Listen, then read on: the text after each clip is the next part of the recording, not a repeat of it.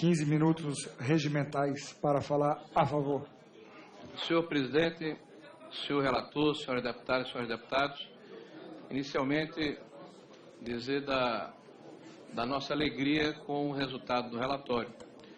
Alegria por ver um relatório lúcido, sóbrio e que retrata a realidade do que ocorreu no Brasil. Inclusive, com Vossa Excelência, deputado Javaí, não adentrando em aspectos que todos nós sabemos que são aspectos claros de violação da lei, mas para evitar processo de nulidade, para evitar a judicialização dessa comissão. Aliás, eu gostaria de, pedindo vênia aos nossos pares, me reportar ao patrono dessa comissão, o deputado João Marinho, e ler um pequeno trecho a respeito do valor do parlamento.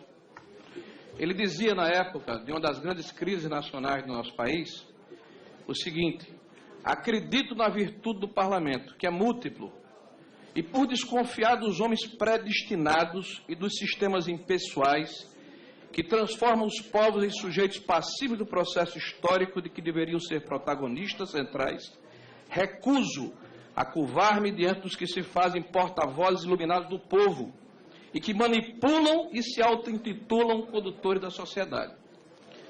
Senhores deputados, é evidente que nós estamos passando por um processo extremamente grave no nosso país.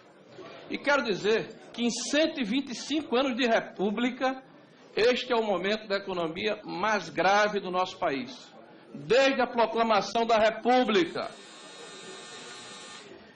O segundo presidente da República, Floriano Peixoto, assume na renúncia do primeiro, no meio de uma guerra civil em mais de 14 ou 15 províncias, inclusive com a própria revolução que acontecia no interior da Bahia. O crédito do Brasil havia sido retirado, porque o empréstimo tinha sido feito à monarquia e não à república. O Brasil estava insolvente. E mesmo naquela época, nós não tivemos o quadro de degradação econômica e moral que temos hoje. Na queda da Bolsa de Nova York, em 1929, e no princípio da década de 30, com 2 anos consecutivos de queda de PIB, com o problema que ocorreu em 2008, e até no governo Collor, esta é uma situação ímpar.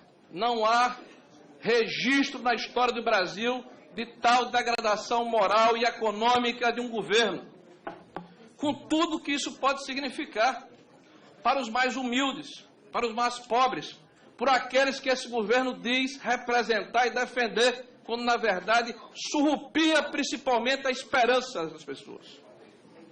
As ações fisiológicas, intervenção, aparelhamento, é palavra de ordem e método desse governo. Nada escapa à sanha do aparelhamento do Partido dos Trabalhadores. Nenhum fisiologista, por mais genuíno que ele seja, consegue se igualar a essa situação. Se estabeleceu um bazar a céu aberto para descrédito e desonra do nosso país. O PT, hoje, é um polvo cheio de tentáculos. MST, UNE, sindicatos, organizações não governamentais, todas aparelhadas e financiadas pelo governo.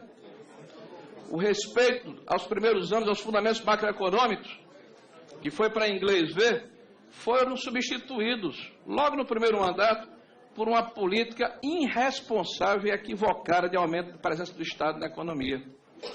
A pretensão era e é dominar os principais agentes econômicos e o descontrole do gasto público foi se agigantando ao longo do tempo, sem nenhuma providência, pelo contrário.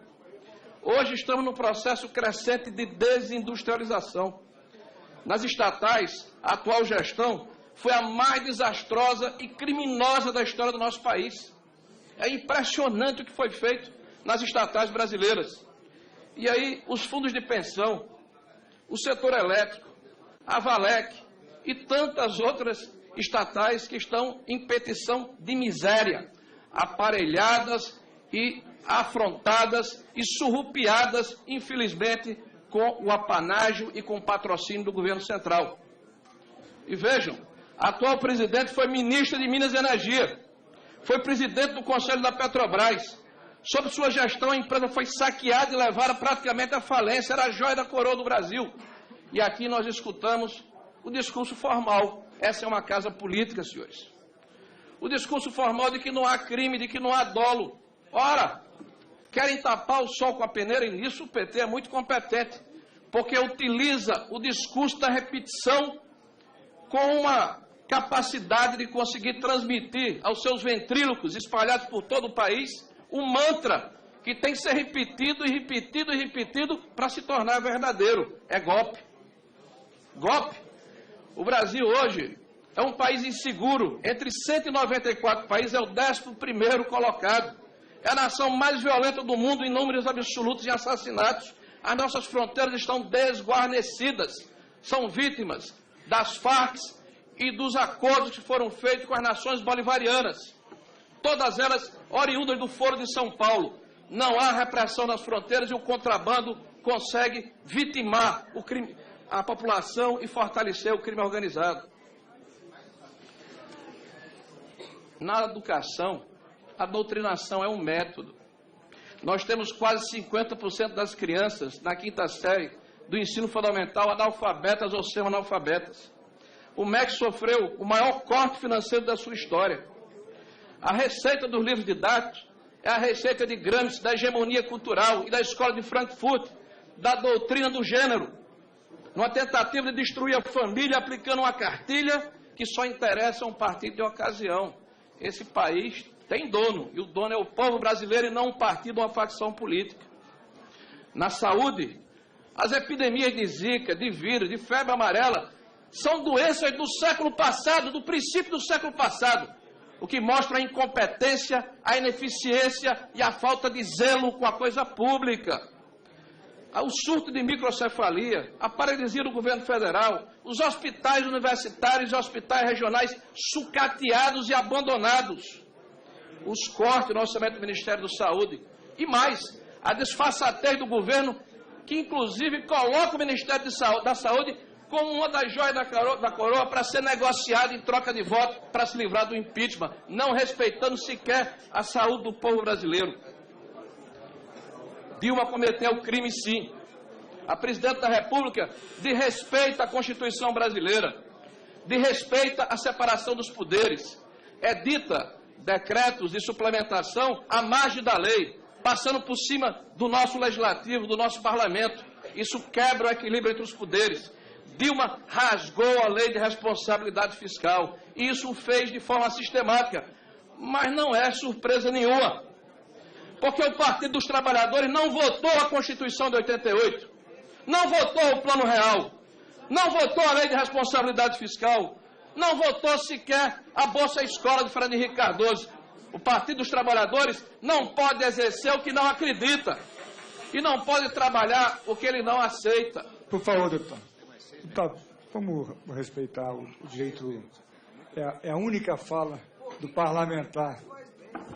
Cada um vai ter o direito de falar. Por favor, deputado.